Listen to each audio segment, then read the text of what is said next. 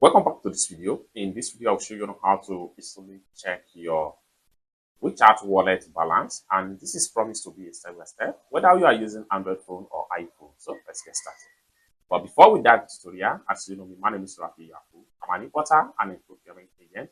If you want me to procure link on 1688, Taoba or Pinduoduo or IDFish, or you want me to pay a Chinese supplier, or you want me to fund your WeChat wallet, or you want me to teach you more about China import, contact me on WhatsApp with the number in the description of this video. Don't forget to subscribe, turn on the notification bell for more useful tutorial like this. So with that being said, let's get started.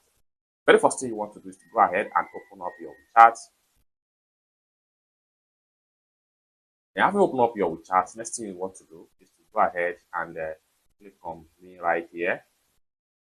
Next thing you want to do is to click on Pay and Services. Then here we go. You have your wallet right here, so click on that. Then click on Balance. Here we go. Then you have your WeChat wallet available balance right here. It's that simple. For more tutorial about WeChat, consider to subscribe. Thank you so much for watching, and I hope to see you in my next video. Bye for now.